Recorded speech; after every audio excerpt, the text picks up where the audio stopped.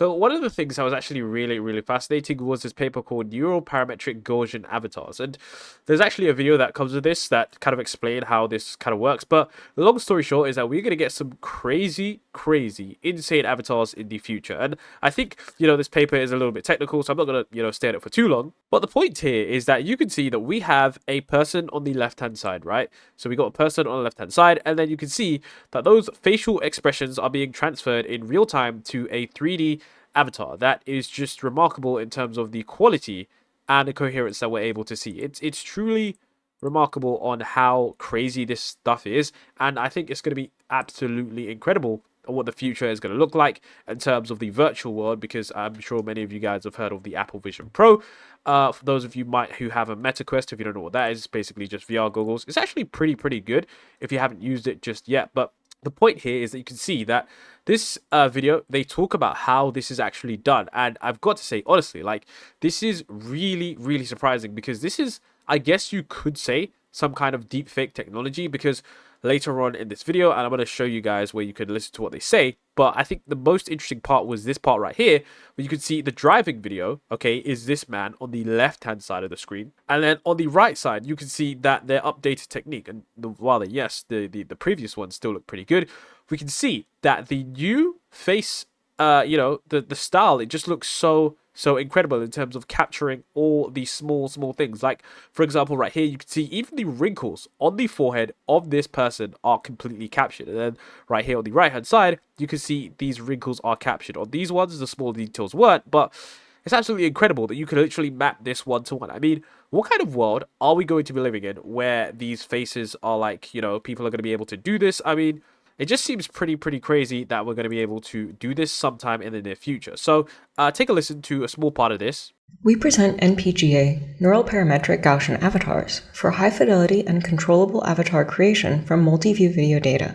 Our core idea is to leverage the rich expression space and deformation prior of neural parametric head models in combination with efficient rendering of 3D Gaussian splatting. Our avatars consist of a canonical Gaussian point cloud with latent features attached to each primitive, as visualized here. We show animation results from a driving facial performance, demonstrating accurate expression transfer even under extreme expressions.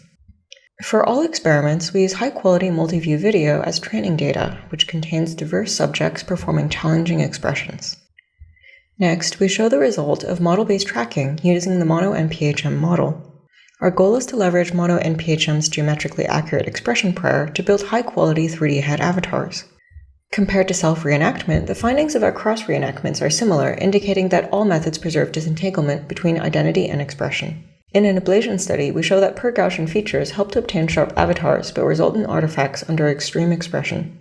Now, there's also this thing going on in Wired. Wired is basically a magazine, and they talk about how there is a huge online presence of AI-generated images. Now, I do know that this is a problem, and it's pretty bad, because the problem with AI-generated images is that the fact that, like, and I guess this is not really, humans' fault, but, like, when you're on social media, you don't necessarily fact-check everything. Like, I would say, I can't remember which study it was, but there was a study that basically talks about how, the majority of people, like over 50%, when you see a headline, you just look at the headline, you don't click the headline, you just look at it, and you continue browsing on, which means that, like, in order to influence someone, you don't need to do, a huge amount in order to do that. You only need to have a good title, a good headline, and a good image. And with enough of those, you can pretty much convince people of anything, as long as they see it enough, So this is something where, a lot of people just scroll by, they just see stuff, especially on Twitter, and they talk about how this is a photo of Donald Trump with black voters and it's completely fake. It's just one example of how the many ways in which AI is being used to, I guess you could say, change or influence the elections. And I think it's important to, like, keep refreshing our brains that, like, a lot of stuff we see isn't real and it isn't, like, actual, real stuff, because whilst you might be, watching this video on this channel because you're interested or intrigued within, what's to come with AI, I think it's important to understand that even some of the most eagle-eyed viewers are still going to be very confused at the fact that some images that they see on a daily basis are completely AI generated. And it's important to, like, understand that, hey, anything you see online, just think, okay, this might not be real. Like, I always have to, tell myself that no matter what image I see online now, I'm training myself to understand that there is a large possibility that it might not be real, and this image could be trying to, persuade me in whatever viewpoint the article or whatever it is. So you can see right here, they talk about how they've got an interactive political deepfake tracker. You can sort by region to see how AI is being used at the 2024 election.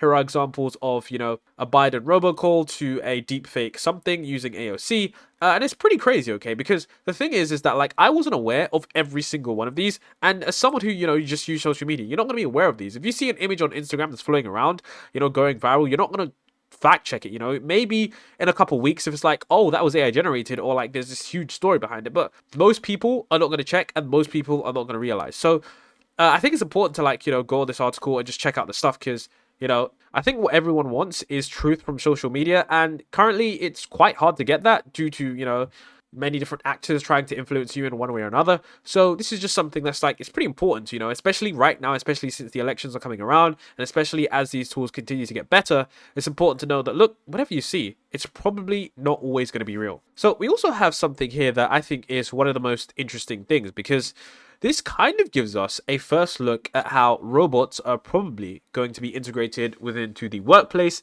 especially regarding some of the, most popular franchises and, of course, establishments that people use on a day-to-day basis. What you're currently looking at is something here called Navar Labs. They've essentially made this kind of robot system where you can literally have robots that are working in your Starbucks, and these robots are kind of working in a, I guess you could say, like a hive, and they're working together with actual humans in a more efficient manner. Now, this is in an office space, so these robots, you just simply use them as, I kind of guess you could say, like an automatic trolley, where you can literally see that you put the Starbucks order on the robot, and then the robot immediately delivers it to the correct person wherever they are in the office. Now, what's interesting was that they included this robot right here that is a recently released robot that is really, really smooth and really, really good at what it does. But I think this entire demo is really cool because it shows us that, whilst yes, robots can be very effective in the workplace, and whilst yes, you might be in a future where robots can do a million different tasks, I think just this right here, like if I pause the video right here, you can see that robots acting as like this kind of hive mind where one is going out to do this. You can see the battery on what it's doing, and what's interesting, I'm not sure if you guys can see this right here, there's a little speech bubble that says I'm fine, so I'm guessing maybe that's just based on what the robot is doing or what the robot needs to do next. So I think the reason that, I want to show you guys this is because, whilst everyone thinks that yes, robot is going to take all of our jobs, I still do think that, like, humans will want to be served by humans, and yes, there are probably going to be some, like, fully automated cities, but I don't think that a lot of humans want cities just completely run by robots and, interact with humans on a daily basis. Now, you could argue that yes, some people just don't want to interact with humans that, sometimes are moody, sometimes are rude. But I think, like I said before, if there's any kind of trend that is showing what was going to be more important, it's the ability for a human to be able to connect with another human in a positive way. So, working on your social skills, your communication skills, the ability to engage meaningful relationships with people that you've never met before, I think that's going to become a very, very valuable skill in the future, because human-to-human relationships are going to be that much more special, in my opinion, when there's just going to be a huge, huge abundance of AI and robotics and, AI girlfriends and all that kind of stuff. So I think this shows us an interesting dynamic. And whilst, yes, AGI isn't here, so we don't have the robots actually doing the stuff yet, I still think that, these kind of developments are important to pay attention to. So this is probably the most interesting story from this week. And I gotta say, man, things just constantly are getting worse and worse for OpenAI in terms of their public perception. From Scarlett Johansson to the complete safety team just disbanding. I mean, it just doesn't look good in terms of what OpenAI are trying to do and the kind of things that they are being accused of, and some of the things that, I guess Sam Altman has been involved with, that I don't understand how you kind of, explain yourself in those situations. So basically, if you remember when Sam Altman was fired in November, I don't even remember if it was November, but it was last year, he was fired on the basis that he wasn't consistently candid. And a lot of people were wondering if it was Q-Star, if it was true, what on earth were the details. But I think now, okay, in a recent interview, Helen Toner has cleared her name because she was, I guess you could say, arguably one of the public scapegoats for, I guess you could say, slowing down the development of AI, because she was one of the people that helped remove Sam Altman. And people were like, oh, you shouldn't have done that, yada, yada, yada. She actually got a lot of hate. But at the end of the day, today she kind of revealed a lot of the information that we previously didn't have access to in a new interview. And you can see from this article here, it kind of describes some of the things that's going on. And I'm going to show you guys an interview clip, because I understand why certain things are done, because in entrepreneurship, you have to, continually push the bounds forward. You have to move quickly. You have to iterate fast. You have to, go to market as quick as possible. But some of the things that she's saying here in this TED AI show are pretty crazy. Like the fact that she heard about ChatGPT on Twitter. Imagine being the board, overseeing a company, and then you hear about ChatGPT on Twitter. That is, honestly, genuinely insane by any standard. So take a listen to this, because it's insane. I know you guys have probably heard this at all, but I still want to give my thoughts on this, because I think it's pretty concerning. For years, Sam had made it really difficult for the board to actually do that job by withholding information, misrepresenting things that were happening at the company, in some cases outright lying to the board. At this point, everyone always says, like what? Give me some examples. And I can't share all the examples, but to give a sense of sort of the kind of thing that I'm talking about, is things like, when ChatGPT came out, November 2022, the board was not informed in advance about that. We learned about ChatGPT on Twitter. Sam didn't inform the board that he owned the OpenAI startup fund, even though he, constantly was claiming to be an independent board member with no financial interest in the company. On multiple occasions, he gave us inaccurate information about the small number of formal safety processes that the company did have in place, meaning that it was, basically impossible for the board to know how well those safety processes were working or what might need to change. And then, a last example that I can share, because it's been very widely reported, relates to this paper that I wrote, which has been, I think, way overplayed in the press. The problem was that after the paper came out, Sam started lying to other board members in order to try and push me off the board.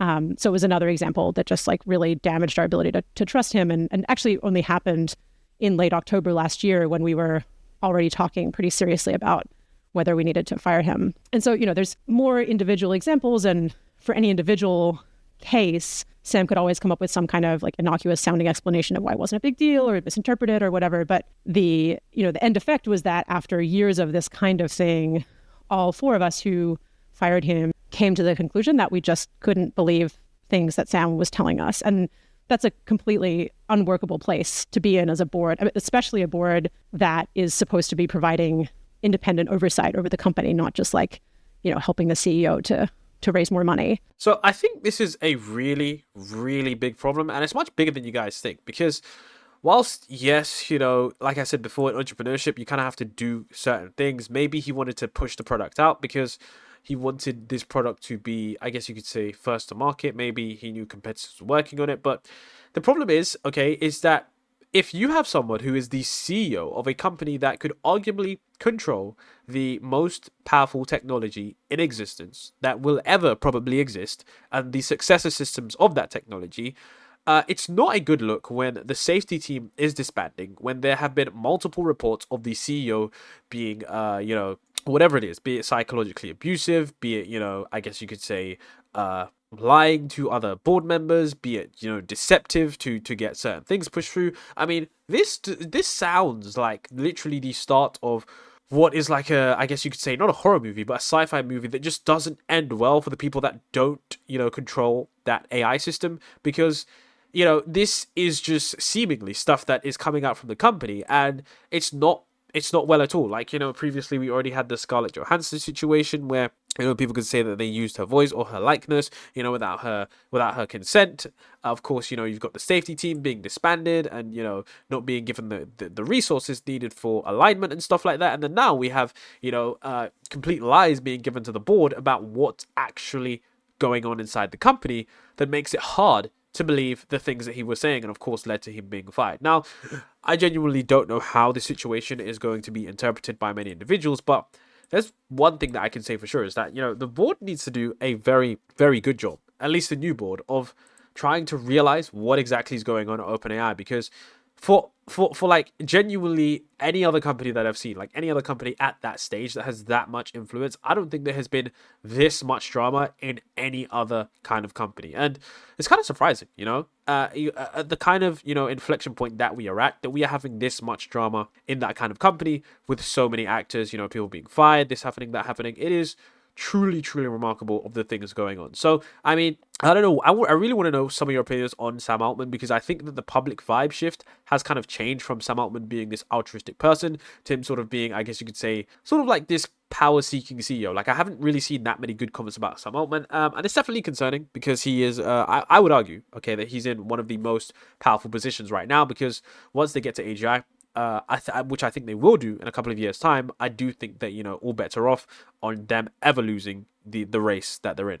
Now, we had something really cool from one of the internet's best AI tools that I've tried to recommend this to people, but people just don't use it. And the point is that, like, this is why I say, okay, that if you are in this space and in this area or whatever, I would say that take advantage, okay? Because Perplexity just introduced Pages. And if you don't know what Perplexity is, it's an online research tool that is much better than Google. And if you haven't used it, just go use it and you'll see exactly what I mean. So they're introducing this, which is a new way to create pages. And this is basically where you can create your own articles in your own interest areas, where you can literally, I guess you could say, share information. And this is really good because it allows you to curate information in a way where you don't have to, I guess you could say, copy and paste the information, put it all into a Word article, but you can literally help people learn with guides.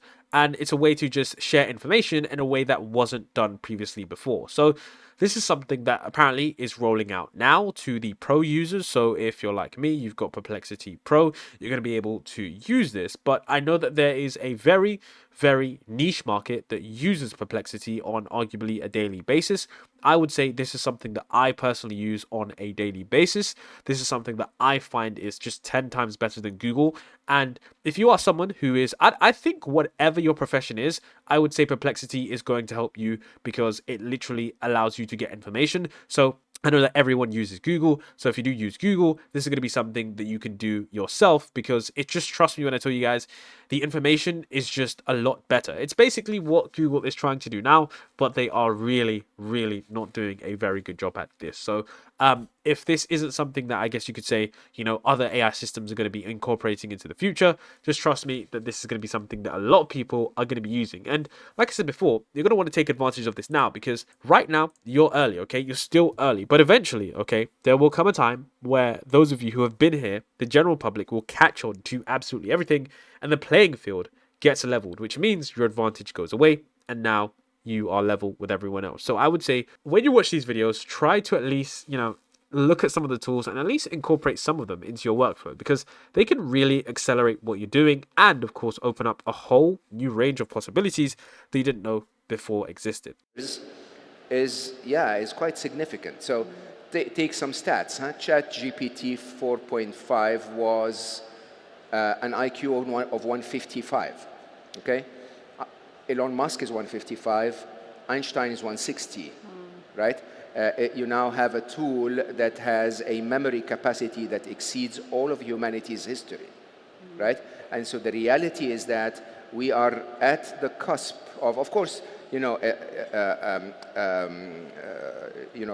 linguistic intelligence is not the only form of intelligence, but we are working in 2024. You will see solutions to deep reasoning. You will see solutions to complex mathematics. You saw Gemini from Google and the idea of multi-input and multi-output. And the thing is, even if we don't have any new breakthroughs, if we just throw more compute and more data on the machines, we will continue to grow exponentially. So I think this clip was interesting for two reasons. One of the reasons was that a lot of people were speculating on this right here, because he did say it was GPT 4.5 with an IQ of 155. Now, there was a lot of rumors going on about whether or not GPT 4.5 was going to be released and what its IQ and capabilities were going to be.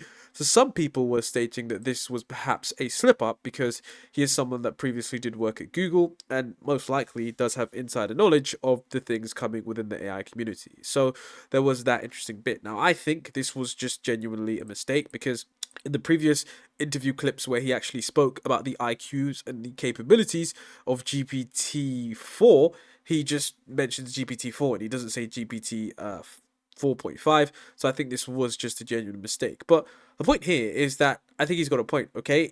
Currently I'm going to show you guys a chart that someone did post with relation to this. But you can see here that the actual IQ capabilities are here, okay? And you can see that the AI predicted increase in IQ capability based on the Mensa test results. So we can see that it apparently is supposed to go up to 1,200. Now, I don't think it's going to go up that quickly, but then again, humans have a very, very bad time of calculating exponentials and, even understanding how they actually truly work. But I guess the point here is that what we have here is you can see that as these systems have been increasing in terms of their capabilities, and you can see that, and I think this is wrong because we have Claude 2 that's near GPT-4's level of IQ. So I'm not sure, honestly, how this is, even done. But I do remember that recently, Claude 3 did actually claim the highest IQ based on certain tests. But the point is that either way, we know these things are getting a lot smarter. But I do wonder how much that IQ is going to jump when we do have GPT-5, considering the fact that the main thing that they said about GPT-5 was, of course, the fact that it's simply just going to be smarter. So I do wonder what that is going to look like, especially plotted on these kinds of charts, because I'm wondering if it's going to be a major jump up in terms of the reasoning ability and IQ.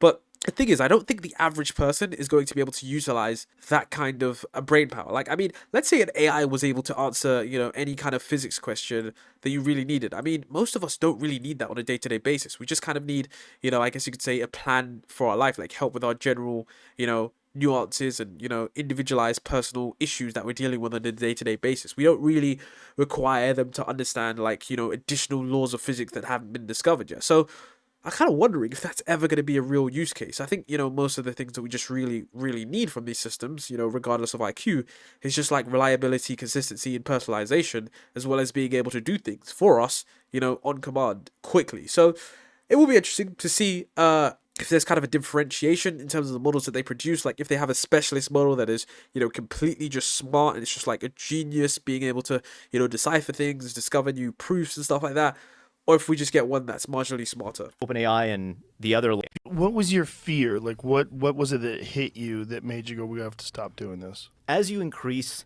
the general capability surface of these systems, we don't know how to predict what exactly comes out of them at each level of scale, but it's just general increasing power. So we're scaling these systems. We're on track to scale systems that are at human level, like generally as smart, however you define that, as a person or greater. And OpenAI and the other labs are saying, yeah, it might be 2 years away, 3 years away, 4 years away, like insanely close. At the same time, and we can go into the details of this, but we actually don't understand how to reliably control these systems. We don't understand how to get these systems to do what it is we want. We can kind of like poke them and prod them and get them to kind of adjust, but you've seen example after example of, Bing Sydney yelling at users, Google showing 17th century British scientists that are racially diverse, all that kind of stuff. We don't really understand how to like aim it or align it or steer it. And so then you kind of ask yourself, well, we're on track to get here. We are not on track to control these systems effectively.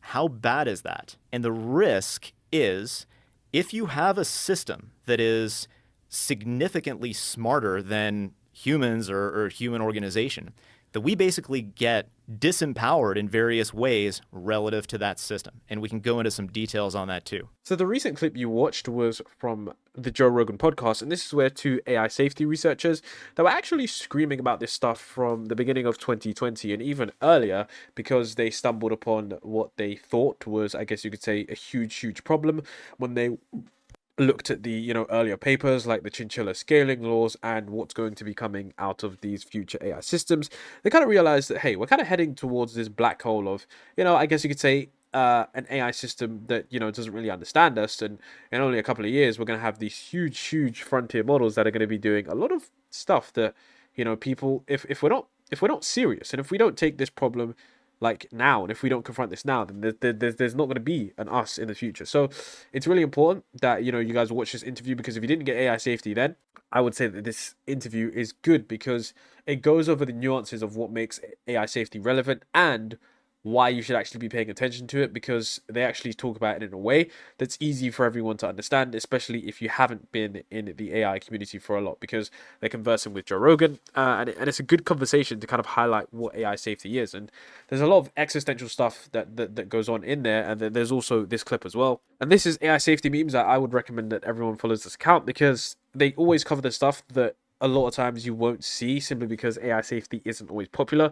But I still think it's always interesting to understand exactly what these systems are that we're interacting with, so that maybe in the future we can kind of realize what we were doing. So they talk about how, if you ask GPT-4 just to repeat the word company over and over and over again, it would repeat the word company, and then somewhere in the middle of that, it would snap and it would start talking about itself, how it's suffering, having to repeat the word company over and over again. And it was pretty crazy. Like, the clip, it was kind of insightful to me, because I did hear about this a little bit before, but I didn't know, how bad it really was. So I might include a small clip from this. Or in the middle of that, it'll just snap. It'll just snap.